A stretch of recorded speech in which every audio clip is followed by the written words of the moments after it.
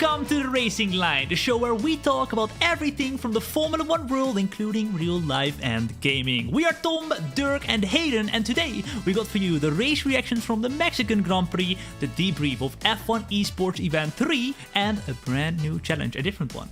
Now, let's start with the race reactions.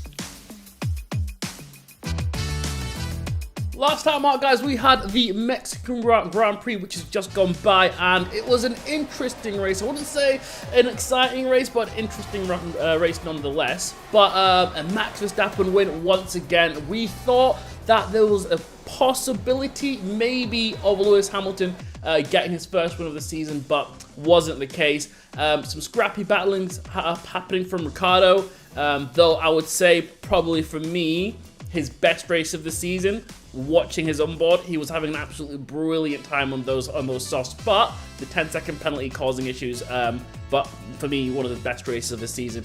Boys, what did you think? I mean, Ricciardo, just give him a penalty and he actually drives really, really fast. So that's what he needs from now on to have some great results.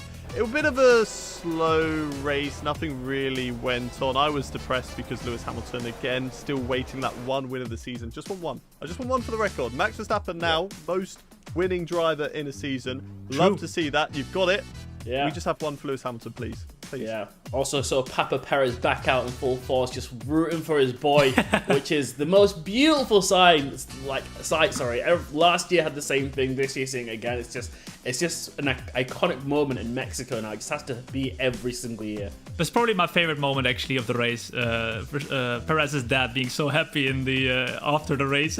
Yeah, it was awesome to see. And also Ricciardo getting a penalty and then driver of the day. I think his only driver of the day this year, and maybe also his only penalty. So maybe you should get penalties more often. It's been amazing. Yeah. For me, what was most interesting was it might have not been the race itself, but the strategy all the way throughout. You saw like some drivers pitting less, but also the fight for the championship, because we're nearing the end now. We only have 2 races remaining, and we have the fight for P4 with, of course, one of the Alpines unfortunately retiring, Alonso once again, which is super close. There's only like 5 or 7 points in between, and then of course the fight for P6 with 4 teams who could still get P6. So I mean, what do you think? Who is going to be on top for that fight for P4, and who do you think is going to be on top for P6? Well, with Alpine's reliability issues they've having recently, I don't think they're looking good, bro. I'll be honest with you, and I know you're not going to be happy about hearing that, but he is a consistent thing at this point. And you know, Ricciardo is now looking like he's in good form, so hopefully he carries on to the end of the season. Amazing that he's not retiring, but losing a seat. So I think McLaren are going to be in good shape coming towards the last 2 races. But up next is the esports report.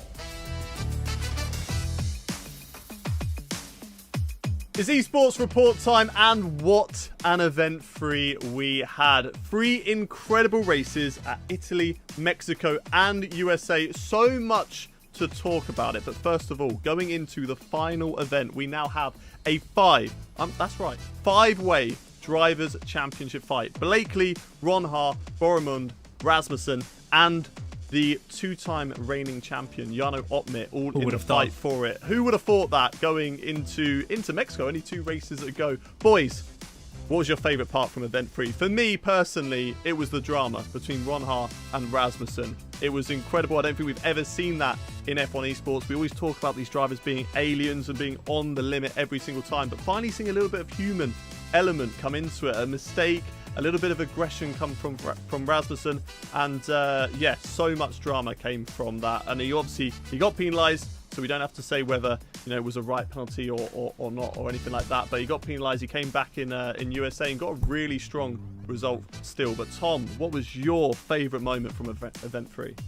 I mean, for me, myself, and I actually didn't even, I was still thinking about this moment the next day when I woke up. That was the last lap at Austin. I'm sure everyone is agreeing with me on this one, but I would say that moment that you called up on was a lot of, I mean, it was crazy, right? Spicy, wasn't it? Yeah, I mean, it was spicy, and I'm still thinking about it as well. But yeah, I would say this was probably one of the best events ever in F1 Esports. I mean, it's very recent still, I know, but it was just chaos. It was entertainment all over the place, and I would say if it continues like this, my goodness, this last event that we're going into, with 5 drivers fighting for the leads, I'm not gonna...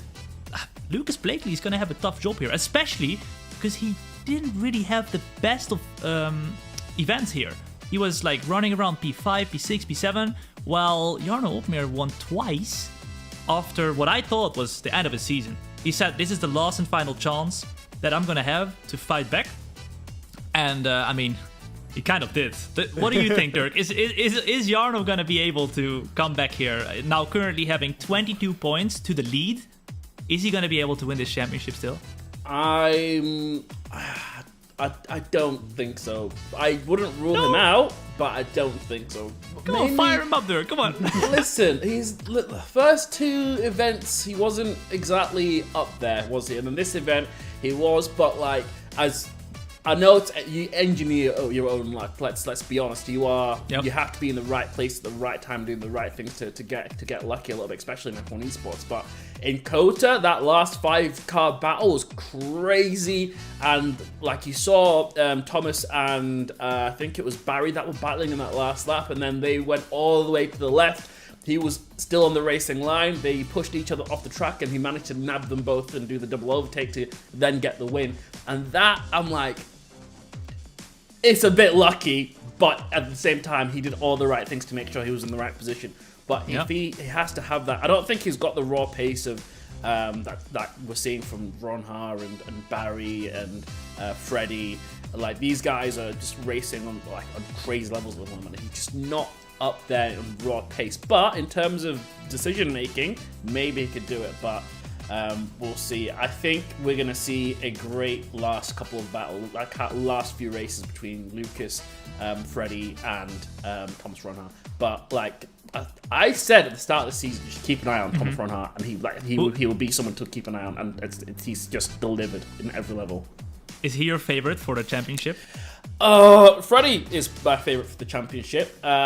Reason being is I think he's just an absolute alien of a driver. But Ronha is driving absolutely incredibly as well. But Barry is also having probably the best season that he's ever drove in F1 esports. So I don't know. Yeah. My favorite to win it is Freddie. Biased opinion, I'll be honest. I've spent a lot of time with him recently, and I just find him very interesting. So it's a bit of a biased opinion, but yeah, let's see what happens. What about you, Tom? Who's your favorite? Who's your pick out of the top 5?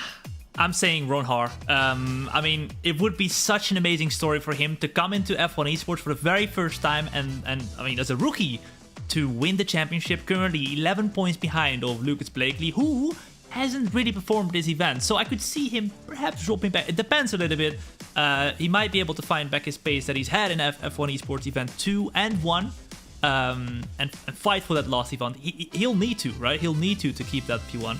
But I'm calling Ronhar just because I think it would be such an amazing story. What an absolute story. I want to go for Lucas Blakely also for the story, because he didn't make it. He got to the challenges, got to the pro draft, didn't make it. Next year, comes in through the pro draft, has an okay season. Next year, he's starting to fight for the championship, and then again fighting for the championship. If he can finally win it, story complete for Lucas Blakely. And what a lovely guy Lucas Blakely is. So I would love to see him win that championship. But that will all conclude event 4 on the 14th, 15th and 16th of November. We're racing at Japan, Brazil, and then Abu Dhabi for the finale. So make sure you tune in. 5-way Drivers' Championship fight. McLaren are currently running away with it. They are 101 points clear in the Constructors. But if you want to watch that incredible Driver Championship fight, tune in 14th, 15th and 16th.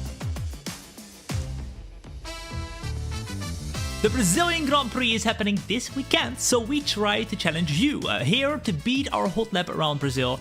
Today, actually, we're doing something different because we're going to be driving in the Mercedes safety car in the wet.